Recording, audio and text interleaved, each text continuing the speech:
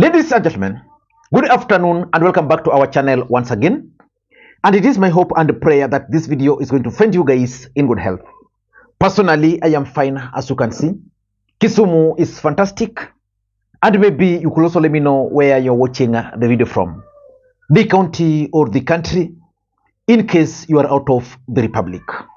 Ladies and gentlemen, Chief of Defense Forces General Francis Ogolla was laid to rest yesterday in a Lagos Songa constituency, Siaya County. But two individuals were missing during that particular burial. The former President Uhuru Kenyatta and Raila Odinga. Most people had expected to see the presence of the two individuals because for Uhuru Kenyatta, he's the one who appointed General Francis Ogolla as the commander of the Kenya Air Force and also as the Deputy Chief of Defense. Those appointments paved the way for General Ogolla's appointment as the CDF. Raila Odinga was also expected to attend the funeral for several reasons. Number one, Ogolla is the first Luo to be appointed to head the military. Number two, Siaya County, where Ogolla comes from, is also where Raila Odinga comes from. And of course, they are even related. And the truth of the matter is that politically, Raila Odinga was also expected to attend that particular burial, considering the fact that Ogolla was accused of trying to tamper with the results in Raila Odinga's favor. General Ogolla is among the people who went to bomb us to try and overturn my victory. Do you know that? So earlier in the morning for me, I was privileged to get the information that Raila Odinga was not going to attend that burial. But instead, he was going to attend the Mashemeji Derby. And I asked myself, why would Raila Odinga, of all the people, decide to skip such kind of a burial? Because even myself, I knew I was going to attend that burial. But not because Raila Odinga was going to attend, but I just wanted to be part and parcel of that history. So I wondered, and I told the person who informed me that Raila Odinga probably made mistake. But after attending that event, I came to realize that Raila Odinga was right to miss that event.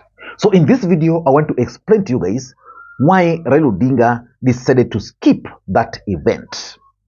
But before we do that, for those who are watching this channel for the first time, please take a second or two, click that subscribe button so that next time we produce a video like this, YouTube will automatically notify you.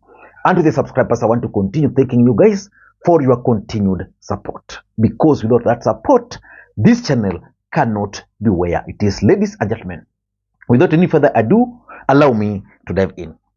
It was very clear from Uhuru Odinga's speech that Raila Odinga and Uhuru Kenyatta were not going to be present because he delivered their condolence messages.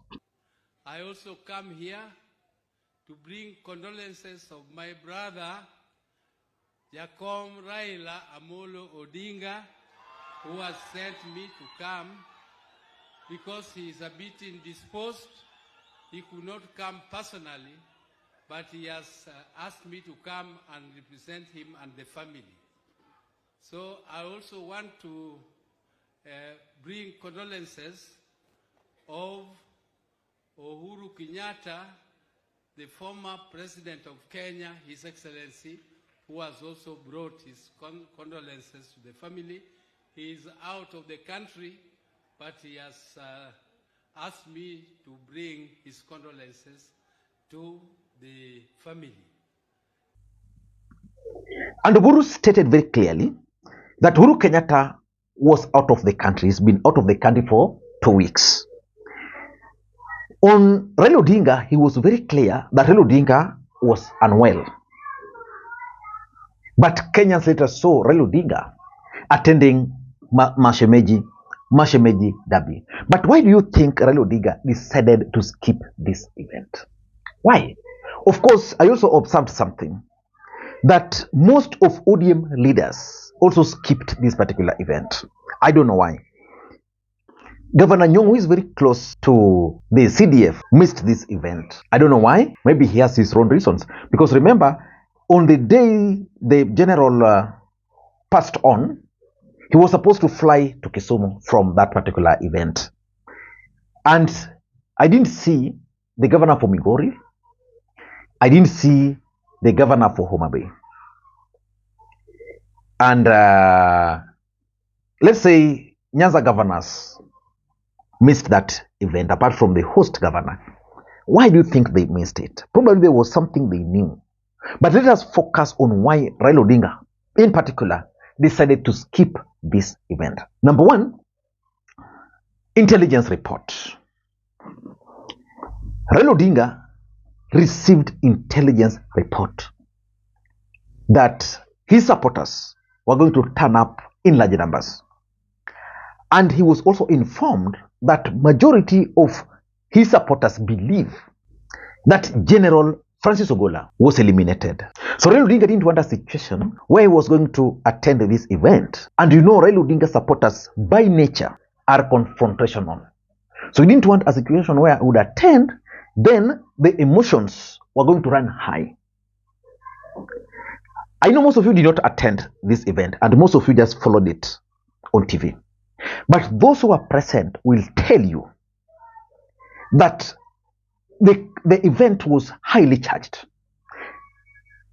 Rayo Molo and Eli Dowalo tried so hard to fill the stadium, the tent, with UDA supporters from Nyanza. But I can tell you, those who just went and attended that funeral, they were charged. They were charged. And that's why when William Ruto was speaking, people were actually making noise for him. People were like, Kwenda huko. Asante sana. Tafadhali tunaweza keti chini. Asanteni.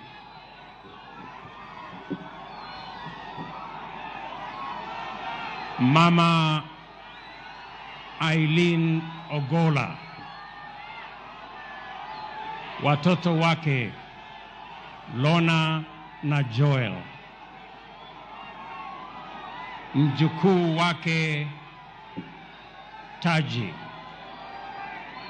pamoja na familia, jamaa, ndugu. You could hear the noise from outside the tent, those who were locked from getting inside the tent. So Raila Odinga didn't want a situation where his supporters were going to be charged. Then who was going to carry that blame? Number two, Raila Odinga is currently working with William Ruto. And in politics, remember during the memorial service in Nairobi, Raila Odinga called William Ruto His Excellency, the President. So Raila Odinga didn't want a situation where he was going to share a podium with the President and then overshadowing the President. Because remember, this was a military event. The President is the Commander-in-Chief.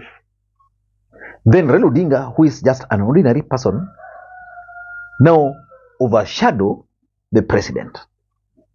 Raila didn't want that to happen. If, for example, Uhuru Odinga, of all the people, Uhuru Odinga, could be cheered that way, Uhuru Odinga, not Raila, just by mentioning the name Raila, what would have happened if Raila Odinga had appeared? I can tell you, even that tent would have gone down. That's something I can tell you. It was going to be chaotic. So Raila Odinga applied the 48 laws of power by Robert Greene, law number 1, which states do not outshine the master. Because right now, Raila Odinga is viewing William Ruto as the master, which takes us to the third point. Raila Odinga wants to become the next chair of the African Union Commission. We all know Raila Odinga. Raila Odinga is a man, you give the microphone, and these are the people. This is Raila Odinga. Then this is the microphone. I think I have another microphone. That's Raila Odinga. Then this is the microphone. Yeah? And these are people. And the people are charged. You know what can happen there? Raila Odinga can speak, which means he can utter certain words which can actually be misinterpreted. And because Raila Odinga wants to secure his seat at the AU,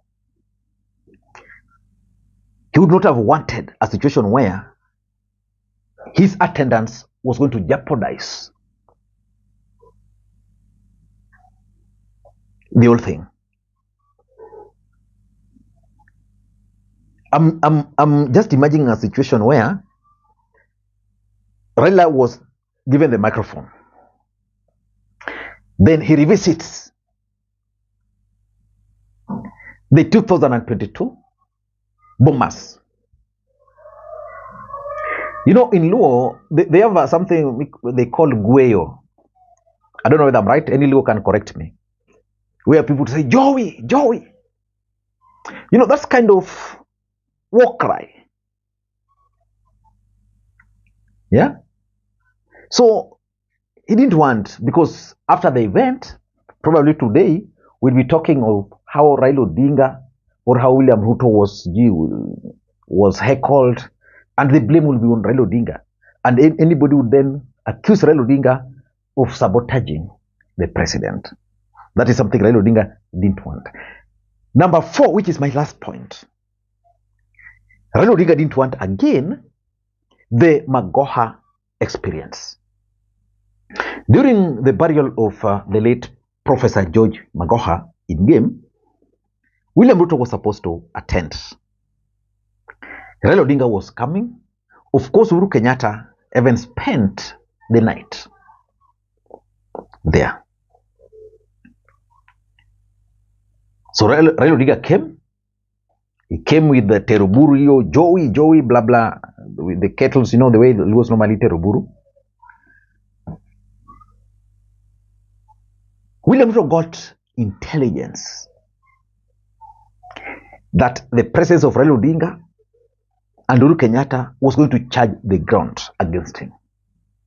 So in his own wisdom, William Ruto decided to remove his suit, which he had put on, and skipped the event.